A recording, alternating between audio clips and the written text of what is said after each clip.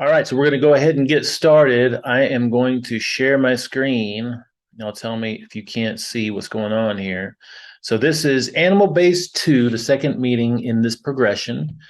And in this meeting, we're going to be going animal-based plus starch and fruit, basically. Right now, as we did in the previous meeting, I want to start with the what and I want to start with the how to keep it super simple, super clean, so that you can go ahead and put this into practice. And then I'll finish with the why. And if you want to stick around for that, I think it's very useful. Actually, I need you to go through it at some point, but you don't need to go through the why to start it, because I do want you to understand why you're doing what you're doing. So basically, if we look at our flexible animal-based omnivore food pyramid, we're doing the bottom 3 rungs with a few caveats. And by the way, this is the way a lot of us eat now, because a lot of us have been through this animal-based progression a couple of times or several times. And what we found is this is what feels best, because for a lot of us, plants tend to mess with us. So this is going to be a great learning experience for you. Now, if we talk about the how, then depending on if you're attending this live right now or if you're watching this later, I'd recommend hitting each one of these phases in 1 or 2 week time periods. Okay, so spend a little bit of time in each phase to get adjusted to it before moving on to the next. So we had our first meeting where basically we eliminated hardy vegetables, nightshades, nuts, seeds, and legumes. Here at this meeting, we're moving to animal foods plus some fruit and starch and a few caveats there. Next meeting, we're going to go 100% animal based, and we'll do that ideally for at least a week, 2 weeks, 4 weeks, maybe even better, depending on how you feel. If you feel great from it, you want to stick with it for a little bit, that's great. But remember, the whole point of this is to get to the point to where we go to the last meeting, which is reintroducing and self-testing, because we want to customize our way of eating. And one of the things that we need to do is figure out which plants we do best on. Now, every meeting is going to have plant restrictions, a superfood focus. We'll talk about whether full-fat dairy is in or out, and then we'll also have some liquid guidelines. So if we look at our second phase guidelines, then we've got all animal foods, including eggs, are still in the deal. Traditional fats, we're taking out the plant-based fats like coconut oil, avocado oil, olive oil. Still have full-fat dairy. And then plant matter, we're eliminating everything except fruit, squash, and safe starches. Superfood focus, we still recommend having a cup of bone stock most days, multi-collagen most days, raw unpasteurized honey most days. And then our new focus is going to be to make some bone marrow and consume it whenever you can. I like to have mine with my bone stock, but you can also put a little bit on top of a dish to finish it and let it melt on top of it. It's so good. So that's going to be our superfood focus, is bone marrow. And then we've got our liquids. We're still keeping in all the liquids. I was thinking about taking out, like the LaCroix and things like that, but I think, next phase we'll get to that. So that's the deal. Okay. Super simple, super clean. Like I said, this is where a lot of us have kind of landed anyway. But let's talk a little bit about the why behind this. I'm throwing some education above and beyond what we talked about before. One of the reasons that we're doing this is because we always want to be going without something. We always want to be doing an experiment so that we can keep learning and keep optimizing what we're doing, and so we can develop a honed intuition about what's good for our body. If we look at this document, and I'll have this available inside the community by Dr. Weston Price. This is a summary, which if you're not familiar with Dr. Price, it's got a great little bio, characteristics of traditional diets. He was a dentist at the turn of the 20th century, around 1900, that had this curiosity. He was also a scientist and a researcher. He wanted to know why America was devolving health-wise, tooth-wise. I mean, he was looking at it through the lens of a dentist. So he decided to take his retirement money in the 1920s and 30s and go with his wife and travel to all these different primitive populations to see why they remained healthy, what it was about what they were doing. So if we look at characteristics of traditional diets, I'm just going to go to the things that are important here. I mean, obviously, no refined or denatured foods in these primitive populations. They all consumed animal foods. Some of them consumed a lot of animal foods. They also cooked most of their food, but they did have some animal foods that were raw.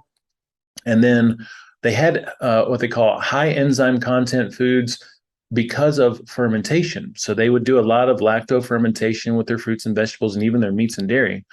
And if they consume seeds, grains, nuts, or legumes of any kind, they were soaked, sprouted, fermented, naturally leavened, so they neutralize toxins, anti-nutrients, and enzyme inhibitors. So even our ancestors knew that plants can be potentially problematic, and they were doing these things to mitigate the problems that come with plants.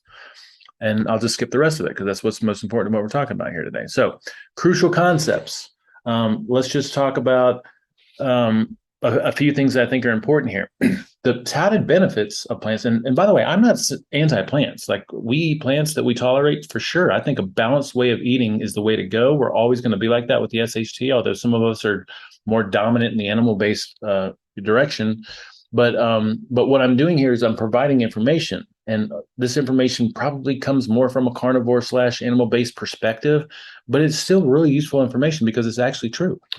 So antioxidants, we hear about antioxidants. The reality is this: there's very few things that we consume that are actually antioxidants. What happens is we consume things that produce antioxidant activity inside the body.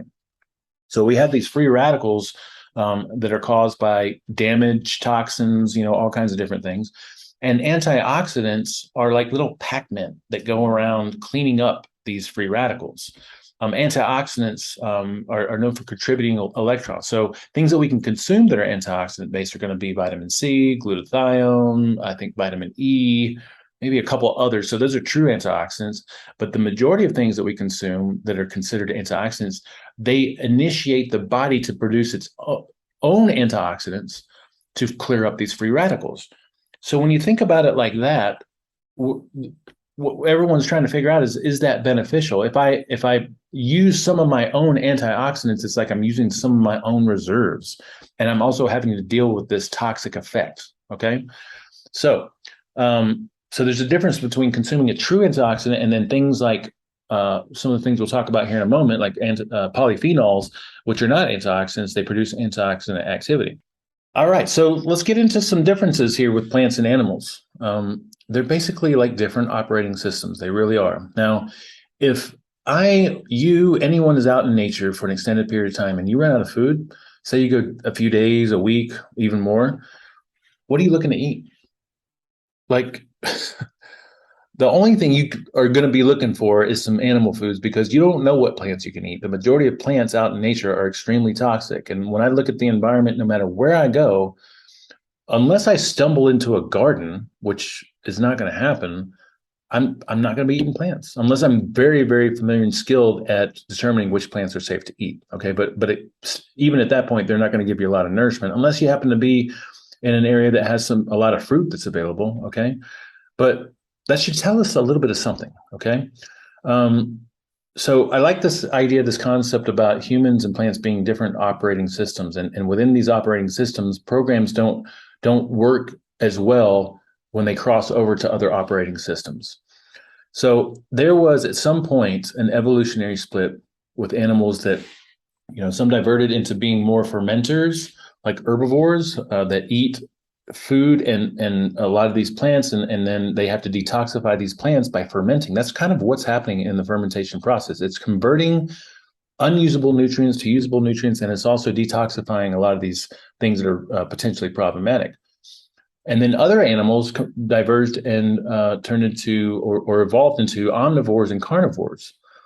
And the difference between these two, like we talked about in our last meeting, the digestive systems are completely different. And so with omnivores and carnivores, the digestive system is geared for nutrient density and caloric density, and is geared towards absorption and direct nutrient assimilation, which means that if I need a specific nutrient, then that's what I need to consume. I can't depend on my body to convert it into something else because I don't have this fermentation process going on.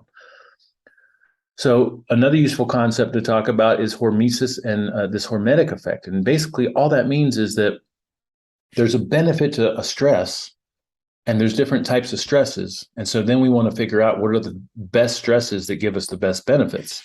There's molecular and there's environmental. We're going to start with environmental because this is, I think everyone can relate to this, right? Exercise, fitness is a stressor. It's not, when you're exercising, you're breaking your body down. That's not a good thing necessarily. But the adaptation to that breaking down is where the benefits of exercise come from. Okay, so that is a hormetic stressor. Now, if I exercise all the time, I'd kill myself. And there's a such thing as overtraining. So environmental hormetic stressors need to be punctuated. So temperature extremes, which is why I like being in different temperatures, and I'm going to go for a walk every day. I don't care what it is, if it's raining, if it's cold, if it's freezing, if it's hot, doesn't matter. So temperature extremes are hormetic stressors. We hear a lot about cold plunges and hot and cold therapies.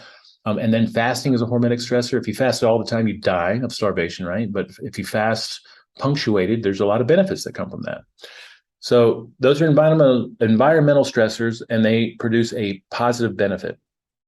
Then we have chemical and molecular stressors that are basically toxic to the body, and they don't provide a benefit. Smoking, alcohol. Well, maybe they do provide some benefits, like some enjoyment benefits, social benefits. Caffeine is a toxin; it's a plant toxin, but it gives us a little bit of a perk boost in brain activity or alertness. But there's not a physiological benefit adaptation to it. Chemicals in processed food, pollution, poisons, and then anti-nutrients, phytolectins, and other plant toxins are also chemical and molecular. And I feel like that is the way that we need to look at these things. So since plant toxins are chemical and molecular, they do induce some antioxidant activity, but that might not be a good thing because they're still toxic to the body and the body still has to get rid of them. So that's the main gist of the molecular versus environmental. Environmental is in small amounts can be beneficial. In high amounts, probably not. And then molecular and chemical is more toxic. And so the body has to get rid of or deal with these toxins. Even if there's some antioxidant activity, it's using its own reserves. So that may not be a good thing. So to summarize the environmental versus molecular, we got a list right here. Plant chemicals, they don't have nutritional value. So we're trying to figure out, we're not talking about the nutrients in plants, we're talking about these stressors. So we're trying to figure out, is it a beneficial thing or not? So if we look at plant toxins, phytolectins are basically plant pesticides. Sulforaphane is a plant pesticide. When a plant gets injured, it activates sulforaphane. Now, conventional wisdom, mainstream narrative, media, health organizations are saying sulforaphane is a good thing, but a lot of people in the carnivore and animal-based world says it's not a good thing. It's like a toxin. So it does get detoxified in the body, and that takes some resources. And it does create antioxidant activity, but it's still considered a toxin. And it does contribute to things like goitrogens.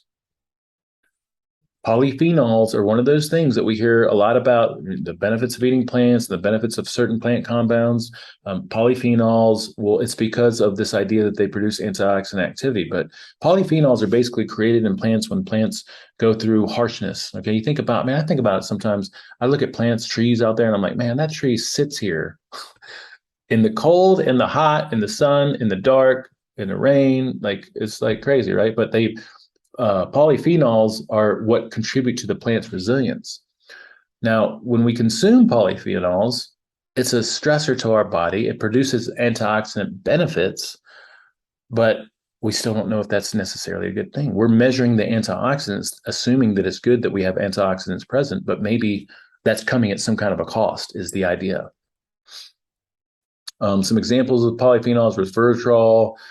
By the way, certain animals have developed ways to neutralize resveratrol. It's in the skin of grapes to ward off insects. It's like a caffeine also is a pesticide for insects. Curcumin, the main ingredient that's touted as beneficial in turmeric, has been tested testing has been in massive amounts showing anti-inflammatory effects, but also toxicity. Okay, so with curcumin, we do see some anti-inflammatory benefits, maybe from the antioxidant benefits, but there's also a lot of toxicity. Piperine, it's recommended that you take it with piperine because that helps with absorption, but that also may not be a good thing. And there's some really good information out there about how curcumin, even though there's some anti-inflammatory benefits, there's also these huge toxic problems. Tannins, we also hear about, wine and some other fruits, inhibit digestive processes. Herbivores have developed enzymes and fermentation to mitigate this problem. And then all the benefits that we're talking about here come from the antioxidant activity, but we're still not sure if that's a good thing. So basically, polyphenols are these chemicals, these compounds that help the plant deal with stressors. When we consume plants with polyphenols, we put a mild stress on our cells and we get this antioxidant activity, but there's no polyphenol receptors in our body. It's not a nutrient that our body can do anything with. So the question is this truly beneficial? Now let's get into anti-nutrients. Anti-nutrients are exactly what it sounds like. They are the opposite of nutrients. They inhibit the usage and assimilation of nutrients. And again, if I'm looking out in the wild, looking around for something to eat, I don't know what to eat. I'm not knowledgeable enough. Unless there's just some apple tree or something nearby.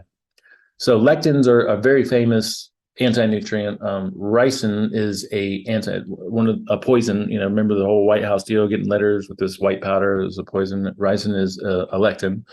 But lectins exist in most plants to some degree, and some more than others. We'll see that here in just a second. Lectins also they contribute to gut permeability. So when there's lectins in the digestive system, then the tight junctions open. They flush with zonulin, and then in that opening, they stay open longer than they should, and then foreign things get into the system, and then we have all kinds of problems that come from that. So things with the highest levels of lectins are going to be mainly seeds, all the different seeds, grains, nuts, legumes, nightshades, and then skins of things typically, and then sometimes dairy. And it's theorized because dairy has, or the animal cows consume a lot of plants to produce the dairy, and so dairy has some residual lectins. A great book on the topic is Steve Gundry's Plant Paradox. It's really amazing. All right, so then let's talk about nightshades. What are nightshades? Nightshades, the majority of nightshades on the planet, which there's over 2,000 different species, are completely toxic to human beings. We just happen to cultivate some that are edible, but they still have these remnants of toxicity. They have saponins, and specifically a subclass of saponins called glycoalkaloids. And for a lot of people, these are a problem. And I know I don't do good on nightshades. I get major digestive issues from them. People that don't do good on spices and things like that, or spicy things, hot things like peppers, then obviously there's something happening there. Okay. So edible nightshades, well known, are going to be tomatoes, tomarillos, tomatillos, peppers, chili-based spices like red pepper, cayenne, paprika. Potatoes are nightshades, if you didn't know that, versus sweet potatoes and yams. Eggplant, and then less well known, I have a list of things here. So, but basically, this is just bringing an awareness to the fact that most nightshades are poisonous. We've cultivated and hybridized some to make them more edible, but there's still these remnants of toxicity, and a lot of people have issues with them. Oxalates. I'm super sensitive to oxalates. Oxalates in the body, they're a metabolic waste product, and we get rid of it really easy in super small amounts, but it shows up in large amounts in a lot of plants, right? And they look exactly on the far right there. This is a page out of Paul Saladino's book, The Carnivore Code, and they literally look like these little spiky things, and they cause me major digestive issues. So I can't do spinach or anything like that. But you can see here, causes neurological symptoms, disturbance of sleep, disturbance of learning, concentration, can cause a lot of pain, can cause mast cell activation, and then increased calcium excretion because they bind to calcium. And it's actually a common practice to go oxalate free in autism because it seems to work really well. So there's something to be said about that. Now let's get into nutrients and bioavailability. And it's good to use this analogy of plants and humans and different operating systems because nutrients tend to be a little bit different. Now, a few years ago, we did a talk on that I put together this concept, nutritional vitality, where we were assessing foods based on their nutrients, their nutrient efficiency and sufficiency, toxicity, and then how they contribute to metabolic efficiency. And when you look at animal foods, they have complete bioavailable nutrition.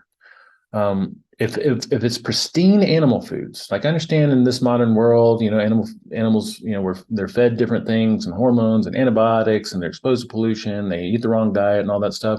But theoretically, in a pristine environment, there's nothing toxic about them at all. Like they're, full of amino acids, fatty acids, very bioavailable vitamins and minerals and fat soluble nutrients. And so when you look at plants, on the other hand, they're very incomplete nutrition. They're water, fiber, anti-nutrients, and the nutrients that are in these things are not as available because of the anti-nutrients that are holding on to those nutrients because the plant wants them for itself, okay? So there's a few vitamins that do not exist in plants. We've got B12, vitamin D3, vitamin K2. And then there's some nutrients that are found very little in plants, if at all, that are powerhouses, like creatine. I think every person on the planet should take creatine. It's great for, of course, the strength and muscle building effects and power creation, but also digestive health and brain health. Carnitine is another powerhouse. It's used to help with energy creation, especially fatty acid energy creation. Choline, a powerhouse, like it has so many different benefits in the body. It's a phospholipid, which means it's used to create cell membranes and structure, but also it's great for detoxification. And then taurine and carnosine, another couple of less well-known true antioxidants like glutathione that reduce AGEs, advanced glycation end products. And so like they're freaking, these are some great nutrients that you're not going to find in plants. And then the phytic acid in plants and some of the anti-nutrients actually end up binding to nutrients and minerals in the plants because the plant wants to keep those for itself. And so when we eat plants that contain these minerals, we're not getting as many of the minerals as we think we are, or as many as are in the plant because they are bound up by these anti-nutrients. So in plants, minerals are bound by phytic acid. Vitamin A does not exist, not true retinol vitamin A. It's beta carotene, which is a precursor to vitamin A. And beta carotene has to be converted into vitamin A. And most humans don't do that conversion very well. I think it's somewhere between 3 and 6% of the beta carotene we consume gets converted into vitamin A, depending on who you are. And then iron, plant iron is very different from animal-based iron, which is known as heme iron. Heme iron, very absorbable, very usable. Vitamin D3 is the D that we're looking for. D2 is what exists in plants. Vitamin K2 is what we're looking for. Vitamin K1 exists in plants. And again, sometimes we can do this conversion, but not very well. But K2 found in animal foods, right? And there's maybe some benefits to K1, but K2 is the most important one that we're looking for in the K realm. And then for protein, we have to look at, there's a lot of different ways to measure the bioavailability protein. The digestible indispensable amino acid score is one that's super reliable. But if I'll share this graphic as a little image so you can dissect it if you want to. But basically, animal foods are superior at bioavailability, like as far as like being able to use the amino acids in the food. All right, versus plants, they're inferior and they usually don't have the amino acid profile that we're looking for. So when we consume animal foods, we have the exact amino acid profile that our body needs because we're an animal and it resembles us. We consume plants, then that balance is out of whack. Remember we talked about in the optimizing protein talk and the breakfast protein challenge talk. If you haven't seen those, I would definitely check those out. We talked about like the ratios that need to be for the essential amino acids for muscle protein synthesis and other things, and you're not going to find that in plants. I'm not saying don't eat plants. I'm just saying that protein's better in animal foods. And then for omega-3s, okay, this is the fatty acids that are anti-inflammatory. We hear a lot about this. So I hope this isn't too much of a tangent, but we have omega-6s, omega-3s. Omega-6s tend to support the pro-inflammatory side of things in the body, which is necessary because we do need to be able to inflame in order to heal. And then we also need to be able to anti-inflame, but we don't want inflammation all the time. And this is why linoleic acid, the omega-6 that's dominant in soybean oil, canola oil, all the oils that we recommend avoiding, that's why it's getting so much news in the holistic functional realm right now, because in excess, it contributes to a pro-inflammatory state. You know, if we just get it in the normal amounts that comes in eating real food, because there's always going to be a little bit of linoleic acid in most foods you consume, including animal foods, that's totally fine. But in excess amounts, it can be a problem, right? We see here linoleic acid, arachidonic acid, you know, they help support the pro-inflammatory side of things.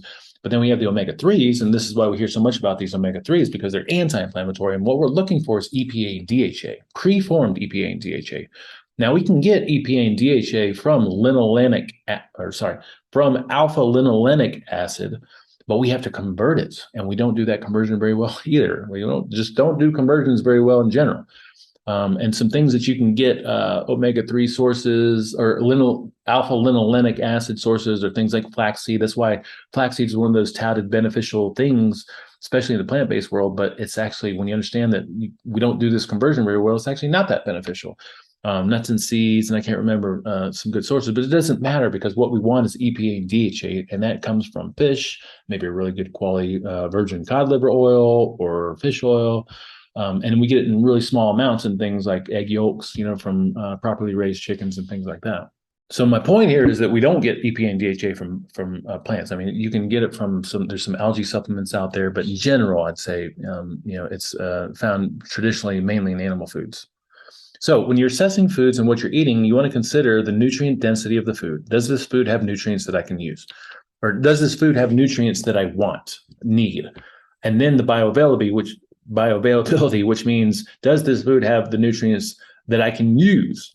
And then finally, the anti-nutrients that inhibit bioavailability, because that has to be taken into account. If I'm consuming a food that I think has a lot of nutrients and nutritional value, and even if I think it has bioavailable nutrition, if it has anti-nutrients holding those things back from me, then it's pointless. And this is one of the arguments around some plants, okay? So our ancestors were hunters, period, right? Before agriculture, our ancestors were hunters, and they intuitively sought out nutrients in the form of hunting. And then they also ate the parts of the plants that the plant probably wants you to eat, okay, like the fruit, okay? And I'm going to talk a little bit about tubers and things like that here in a second. This is a slide pulled from Dr. Lauren Cordain presentation a while back, one of my favorite talks he ever did. But basically, there's a bunch of anthropologists and archaeologists, scientists that went and started studying hunter-gatherers and seeing what they ate and measuring what they brought in to try to account for how much plant foods, animal foods are they consuming. And you'll see down here at the bottom, these are the percentage for all these different primitive populations.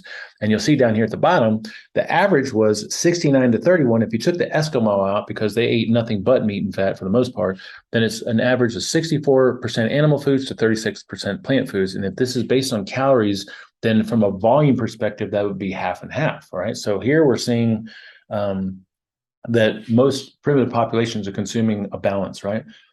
But a lot of people believe that that's because they don't have access to the animals they used to have access to, right? Our ancestors used to have access to a lot of animals, megafauna. Remember all the bison, millions of bison used to roam the Americas, and they hunted all those things out. We grew in such a population that we got so many human beings on the planet. We ended up settling down in little civilization, and we didn't call it at the time, but little civilizations.